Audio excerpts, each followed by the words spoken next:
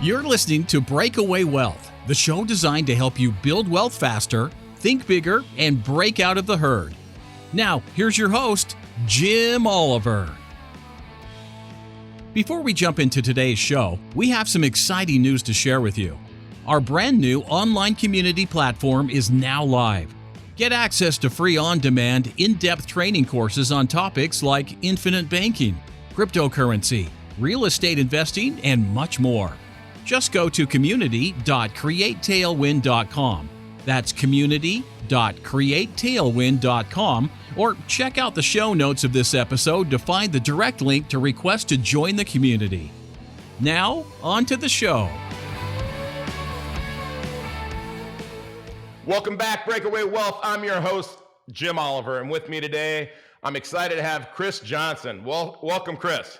Hey, thanks, Jim. Appreciate it.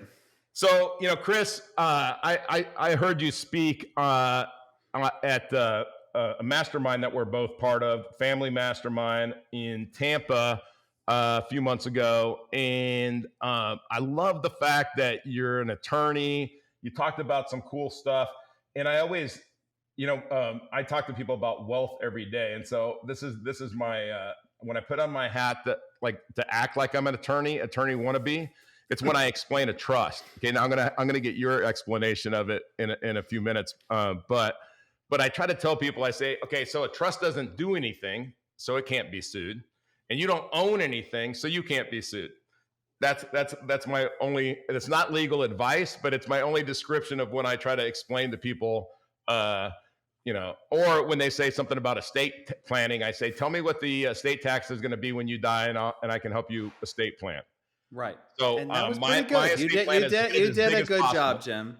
Yeah, I could have gone to law school, but we're going to get into that actually in a minute, Chris.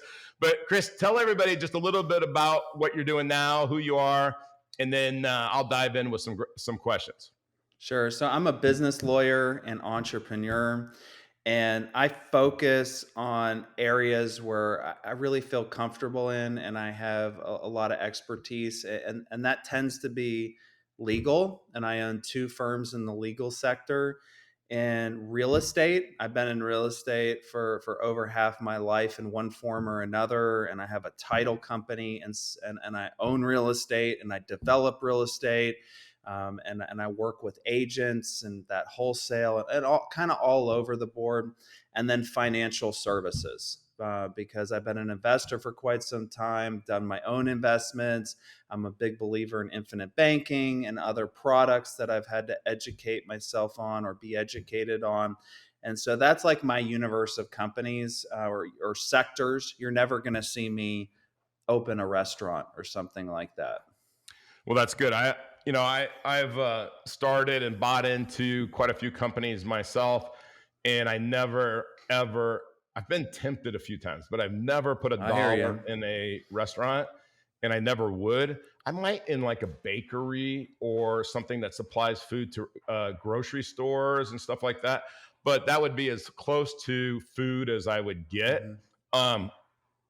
So Chris, where'd you grow up? Tell me a little bit about you as a kid, because you shared with me something that I want to share with the audience, because I when I see somebody that has patterns of success, and we're going to kind of unveil that like an onion, or unpeel that like an onion, but you have patterns of success over and over and over again. And it starts young when people are your age, or people are in their 20s, 30s, and they're having success over and over. It started young. It's not like all of a sudden it appeared and they just started having patterns of success. So talk about that. Okay. So and I will talk about that. First, you asked me where I'm from. So I'm a Floridian and a Texan. I consider myself both. I was born Broward General in Fort Lauderdale. My parents are from the Northeast. My dad's from DC. My mom's from New York. Like pretty much everyone down in South Florida, they say it's just the suburbs of New York and New Jersey. And I've lived around Florida. I went to law school on the West Coast. I've lived in Central Florida, but I've been in Houston, Texas for about 15 years. So the patterns of success, and I'm not sure where I got this from, but it must have been somewhere in my environment, unless it was genetically coded in me. I've always been very, very frugal. with money, and looking at kind of the importance of it, the value of it. And maybe some of it was my mom, although she's never been an investor, but I was always taught to like really take care and cherish everything that I got and not take it for granted. And even like, I remember kind of discounting change, right? Now a penny is even worse than a penny back then. But I might have said something about a penny and she's like, well, every penny adds up, and I would like take my pennies and any penny I got, I put it in the drawer. I would save it. All my allowance money, which I did not get allowance money like kids nowadays, and I didn't get any gifts of money. I never did. These kids walk out of Christmas like $1,000 or a couple hundred. Not me. I literally, all my allowance money, everything I saved, I never spent any of it. So I never went out and spent it on something else. I wanted to save it so I could grow it into more. So when my mom was like, we need to get a bank account, and I saw that I got some interest on my money and I learned about that, and I was like, this is the coolest thing ever, that you can grow money with money. Like, this is amazing. So I had my bank account and I would check the balance all the time. And then I eventually went into the stock market at a suggestion of my mom's boyfriend. I was 12 years old, so I didn't really know all the different stocks. He's like, this home builder in South Florida is doing well. Let's put your money there. And just by luck, and it was luck, a hurricane came in. It was Hurricane Andrew, and a year later destroyed all South Florida. And that home builder, like, the stock went way up. So I was like, all right, we're going to sell this. And I remember when I had that stock too, I'd walk the dog as part of my allowance, and I would go down to the newspaper machine at the end of the cul-de-sac, and I would use my money for that. Like once a week, I would like put a quarter in or whatever it was to get a paper, because I wanted to check the price of the stock. It was like exciting for me. And like I look at my kids, and I haven't seen quite that behavior. I'm like, I must have been a weird kid or something. But what it is, and I talk about this with other people, and a lot of people have it. I guess I'm just coded for that marshmallow test. For whatever reason, it's coded in me to defer pleasure in order to have more pleasure at a future date, as opposed to take one marshmallow now, but then give up 2 or 3 marshmallows later. So I would say that's a pattern of success that I don't know why is there, but that has been there, and that has served me well, in accumulating wealth and making investments and just making the right decisions over the years. Do you think that's a skill or a habit that you learned? Habit. I would I do say it's too. I would say it's a habit. I do too. I think somewhere that was implanted in the subconscious, because I'm not sure I was even mature enough to consciously make that decision. I think that was in the subconscious. It was part of my paradigm. Yeah. Who knows how that thing got planted there.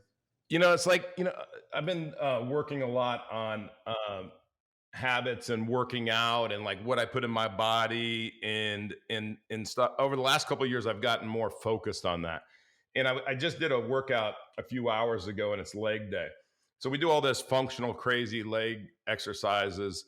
And what I realize is that it's hardwired in me. And I work out with a friend, and she'll do squats, and I'll go, that was okay. That was an okay squat, right? And I'm thinking, like, if you're going to do it, then do it right to get the most benefit from it. Like, if we're going to spend an hour, we're going to rest for the 30 seconds in between the giant set or the superset or whatever. We're going to keep on increasing our weights. We're going to keep moving. We're going to be sweating in here, even if the other people are just chatting and having a good old time. And so, like, because I always think my time is so valuable that I don't want to waste any time. So I think, like, when you say that, I see, like, again, patterns of success are habits, but successful people make a habit of doing things unsuccessful people either can't or won't do. And if you can't do something, well, what do you do? Well, you learn how to do it. You just keep doing it. Like, I'm not very good at lunges, right? But I can tell you I'm a lot better at lunges than I was 2 years ago. And so you just keep on working at it. And unsuccessful people don't do that. You know, Um, my I I've studied a lot of Bob Proctor, yeah, and he says something, but he says it better than me, so I'm going to butcher it. But yeah, essentially, he says it's not about what you do; it's about how you do it. yeah. Which goes exactly to how you said. It's not about doing squats; it's about how you go about doing squats. It's the intensity. It's just like your how you approach everything, which I think matters for so much in life. The other thing that I agree with you 100%. The other thing that we talk about sometimes is, it's funny because, like, again, when I'm kind of being playful with this friend while we're working out and we're supposed to do like 15 hanging abs, I'll just do Yeah, 20 just to show yeah. her, well, I'm just, look, I'm just going to get better results than you because I'm just going to do a few more. And she'll say, well, you're only supposed to do 15. Well, who says I'm only, he told me to Yeah, do right. 15. I did 20. Yeah, So, I mean, I'm only going to get stronger. That's it. So, yeah, all right, so you're 12. You're like, hey, I'm going to invest in. And from the very beginning, you were exposed to somebody. It wasn't like, hey, put this money in a mutual fund or an IRA or something and let it sit and die.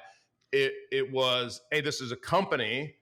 It went through growth because of circumstances. Now let's take our profit and move on. Not let yeah, it sit there and die until the company dies, and then we go, whoa, yeah, what happened? Our rate of return yeah. wasn't that good. Well, no, we had a chance, right? So then, obviously, at some point, tell me how you got to law school. I got to law school two reasons really, but one was I was in real estate working for a company that did commercial real estate, and we used lawyers. So I saw that they were expensive, and I saw that they were valuable and necessary. And so I decided, well, that's a skill that maybe I should have. And then number two was my mom, again, ringing in my ears, saying, an education is something that no one can ever take away from you. No matter what happens in your life, you could have complete failure, but you always will have your education, and then that's priceless. And so I decided around that time, I was a little older, not much, but when I graduated from undergrad with finance and real estate degree, I was maybe 25, so a few years older. But I was working the whole time. I was doing my real estate, I was doing my businesses and stuff. One business, I had a scooter business which I sold. I decided, well, it's now or never. So that was kind of part of the third decision too. I knew that I just needed to wrap this thing up. If I was going to get any more degrees, I just need to do it right now. And so that's Yeah, how I got there. I love that. And so then you get a job at a really nice firm, right? Yeah, I And did then what well in happened? law. I did well in law school. I got a job at a really great firm. Loved the firm. Some of the best experience out there. Just really cutting my teeth doing things. I realized, and in about 7 years, which is pretty short track. Now it takes about 10 years to make partner at a big Mm-hmm. firm like that. I made partner in seven years. I just did well. I did really well, and I realized that I was like, what am I doing? So I had had my own businesses before. I felt passionate about what I did, and somewhere along the way, I lost my way. And it's all justified. I mean, I had young kids. It wasn't just about me anymore. I was supporting a family. I had a wife. I had two young kids. I wasn't, just thinking about myself, and I was providing security for them. But it was rough. I gave up a lot. Not only being away from my family, but also remember seeing pretty much every one of my mentors above me that were, maybe about 10 years older than me, when they hit 40, and now I'm 43, but when they hit 40, they had some health event. So they Mm. would like high blood pressure or something else, and they would end up in the hospital, and they were on medications. And I saw that. It was like a glimpse into the future.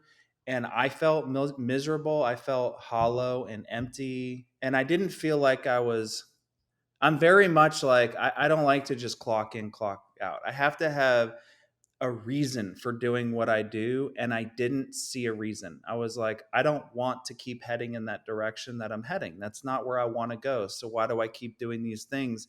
And why am I going to kill myself early just to make money? Like there has to be more. And so, and part of this was burnout. I think that's what people, and midlife crisis. I think this was part of my midlife. I was like maybe 35 or late 30s. So I was examining life maybe on a deeper level, and I was burned out. So there were all these things going in my head. And yeah, I ended up leaving, and I had to pivot, and now I have my own businesses. And it's funny when I talk about the businesses that I have and what I'm involved in, people are like, "Oh my God, you must be so busy." And I'm like, I'm actually less busy now than I was back then. Part of it is I created real businesses. So I created businesses that work for me, not that I have to be a slave to. But I probably am pretty busy, but I love it. So it never feels like work. I don't care about weekends and nights, and I'm not super stressed. So there's a couple of key things there. So, stress is the root of all illness and disease. And so like when you talk about those mentors and the some of the guys a little older than me, they were grinders, man. They would grind and they would stress, and they would, they had a cocktail for every event or every occasion, and they probably smoked at some point. I mean, like there's a lot of things that happen to people just a little older than me, and they really didn't understand. And it was okay to live to be 70 and just, like, okay, that's a good life. But, somewhere along the line, we said, hey, you know what? Because again, I'm in Florida. You grew up in Florida. Um, I see a lot of differences. I see guys that are 88 years old playing tennis every day. Yeah. And I'm like, damn, when I'm 88, that's what I want to be right there. Exactly. And then I see people that can barely move when they're 70. And I'm like, wow. So again, those patterns of success and discipline, being able to, like you said, deciding, like when you're like, hey, I'm not gonna. It wasn't like you made that money as in that stock, and then you said, hey, and I went and I bought, the best bicycle I ever could, that was on the market. It rolled into the next thing, Jim, and then the next thing rolled into the next thing. I'm not sure to this day if I've ever really touched that money. I'm sure I've touched some of the fruits that have been born of that, but that principle's still out there. And I love that because, again, your money can't die, can't be stagnant, or it dies. It has to move. So it moves and it keeps growing if it moves, because banks understand that. And you talked about infinite banking. And I just got back from Majorca, and I shared with this on the community right when I got back. And it was the richest family there. They were pirates at one time, and now they own all the banks. It's kind of nice, so they're still they're still pirates, Jim. Yeah, they're still pirates. That's exactly. You knew where I was going with that, right? So I want to get in. There's a lot of stuff. I mean, I think we could spend an hour on here, Chris, but I want to get into something that I think would benefit the audience in the last minutes that we have. And it's about the law firm that you're doing in the virtual how you meet with your clients virtually. Because here's what I get all the time. We teach people how to do infinite banking at Create Tailwind. We do it on a big scale. We talk to people some people are putting millions of dollars a year into these insurance contracts, loaning the money out, buying cash flowing assets, flowing it back in, buying more insurance contracts, and it just blows up, as you know. So they get to this point and they say, well, Jim, aren't you creating a estate tax problem for me? And I'm like, yeah, isn't that my job to create a estate tax problem for you? Like, my job is to grow your wealth. Like, I'm not the attorney that's going to help you protect it. That's not my job, right? And so they say, well, do you know a good attorney?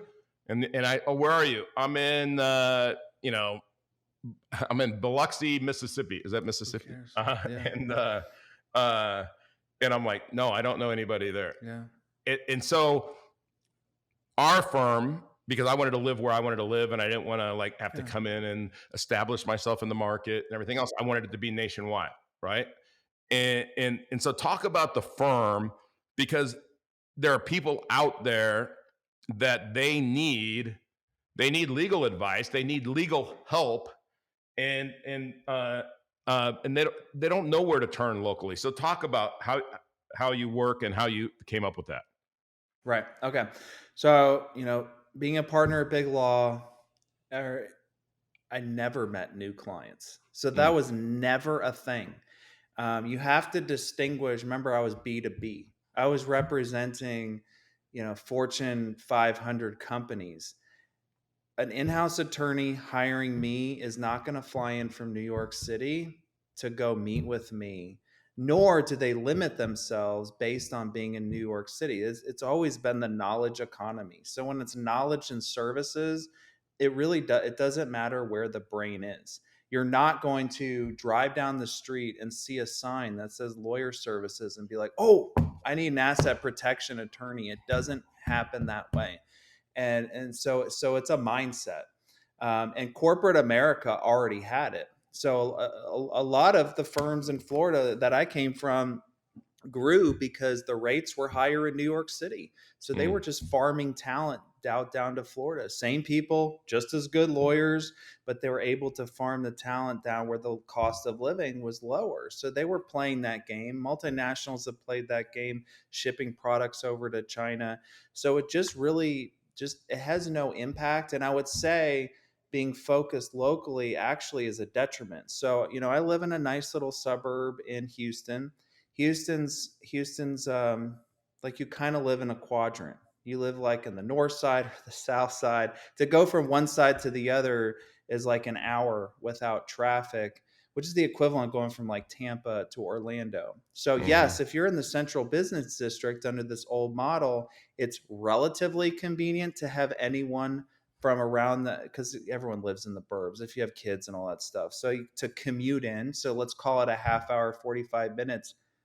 Why would I limit myself to someone's proximity to some physical office that no one needs to go into anyway? I want the Mhm. best talent out there, and when they don't have to drive in, I can get the best.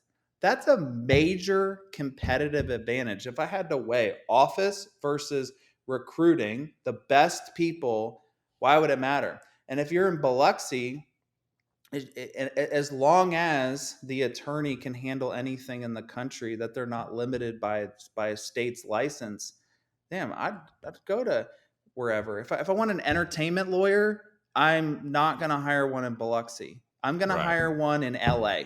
I'm Yeah. gonna I'm gonna ask for a referral. That's where all the entertainment lawyers are, or in Atlanta, and there's pockets in New York. But I'm not gonna go drive down the street in Indianapolis looking for an entertainment lawyer. It just doesn't make any sense. So with the knowledge economy, location really doesn't mean anything. It's Yeah. about just locating the best knowledge. So I love that, and we'll put in the show notes. But where does somebody find your law firm? How do they find you? Johnsonlaw.com. My last name's with an E. So it's JOHNSEN law.com. We're full service. We handle anything that businesses or entrepreneurs need. And so, including for the owners, the estate planning, asset protection, tax mitigation. So one thing that I love, because again, I always tell people I don't give tax advice. I'm gonna tell you a way to help you avoid taxes, right? Mm-hmm. But I'm not gonna give you tax advice. Mm-hmm. I'm gonna tell you things that you need to have in place, like trust, etc. But I'm not gonna give you advice about it. I'm gonna tell you, hey, you need to talk to someone to do this. And but I get all the time with infinite banking. Hey, Jim, can I put the policies in a trust? Hey, can I, use these for estate planning? And what is a SLAT? And there's always this kind of Mm-hmm. dance of somebody asking me a question that I shouldn't answer, Yeah. right? Yeah. And Yeah, it is. It's normal. yeah, Especially in financial services. so I love the fact, and I'd like to do like a master class with you where we could talk about doing infinite banking, but also Absolutely. asset protection, because the more infinite banking you do, the more assets you're going to have, Mhm. and estate planning. Again, back in the day when the exemption was exactly the same and the rates were the same forever, you could sit down at 60, whatever age you wanted to sit down and do estate planning, and you knew with uh, a certain amount of certainty that you could project it forward 10 years or 20 Yeah. years or whatever till you're going to die, right? Nowadays, one, people are living longer. Two, it seems like estate taxes are, nobody knows what the hell is happening with estate taxes right now. And I'm not saying, by the way, not to do estate tax planning. That's not what I'm saying. What I'm saying is that, It's, uh, it's changing faster. yeah, it's changing faster. So we got to be careful. And I know we Yeah. both, okay, so I could, like I said, I could go on and on and on, but I want to get to so this is how I want everybody in the audience to consider, or go to Chris's website and look at the services and what you think, and reach out, because I tell people that I can be more efficient virtually. I know an attorney can be. I know that you don't have those big offices and that overhead and everything else. I think that's so cool, and you're just doing it in a better way. All right, so I got 2 questions for you as we wrap up, Chris. Okay. All right, so the first question is, you've obviously, like, again, I'm a big patterns of success guy, but with that, and you've talked about your mom and some of the advice she gave you, but what's the best advice anybody's ever given you? Harvest the good and forgive the rest. For every situation I encounter in life, what good or bad, I can live by that mantra. Harvest the good and forgive the rest. I love it. I love it. I just saw this thing on Instagram today, and he was talking about this number in Hebrew, 490, and it was talking about, like, when they asked Jesus how many times you should forgive somebody, he said 7 times 70, which is 490. And there's, like, the word Bethlehem in Hebrew, every letter has a numerical value. Bethlehem is 490. Like, they're all 490, which is pretty cool. But he was talking about the forgiveness one, the 7 times 70. So it made me, and I'm the worst guy at quoting Bible verses. So, but somebody out there is going, "Hey, Jim, that's this verse." Maybe we'll put it in the show notes. I know. But okay, last question is, if God came down from heaven and only allowed you to retain the knowledge that you've received from one book, what would that book be? Think and Grow Rich. Love it. Mindset, right? Mm-hmm. Yeah, Think and Grow Rich. So that book saved me. That book saved me when I was lost, and it wasn't because of just that book. It was because of the door that it opened. Nice. It opened it to so many other books, so many other things. I'm very grateful. That helped me recalibrate my mindset following this whole burnout thing. So, I think about that. So, you're, like, burned out. You're like, okay, what am I going to do? I'm not going to go just get another job at another firm and hope that I don't burn out there, get some other challenge work, is you're like, no, I got to turn this thing upside down. I got to go in a different direction. I got to be the guy determining where I spend my time. And not that you didn't have that to some degree, but I love that Think and Grow Rich, because here's the thing, for somebody that's been listening a lot to our podcast, and I ask that question to every single person, you start to again see patterns. There are patterns. There's 10 books that people say more than any other books, or there's 8, or there's 4, but Think and Grow Rich and Rich Dad Poor Dad. I mean, if you haven't read those two, hit stop, just start there and read it until, and this is the last thing that I'm going to say, is this is something I learned, Chris, when I was young. And somebody told me one day, it was a janitor, by the way. He told me, read an hour a day and you'll separate yourself from all your friends, right? And I didn't want to have what my friends were having. I grew up very poor, and I didn't want to stay being poor. So I started reading an hour a day, even though I hated to read, because I was reading things I wasn't interested in. As soon as I read things that I was interested in, all of a sudden I just caught that bug. But what I would do is I read and I take notes, and I use that. I don't know what it's called, but it's like a lawyer's legal pad, and it's got like this little column on this side, and then it's like the lines on this side. And I put page numbers over here, and then I put the question that I have. And then I did something because somebody gave it to me, and I would give them credit. I just can't remember who did. Is they said, send a letter to the author with your 3 best questions. Nice. Now, today you can email them. Every time I did that, and I'm not saying that I did it religiously, every time I did it, they responded. Wow. And so then all of a sudden I'm thinking, hey, Brian Tracy is a mentor of mine. He sent me a response, and I'm like, that's pretty cool, right? That's awesome.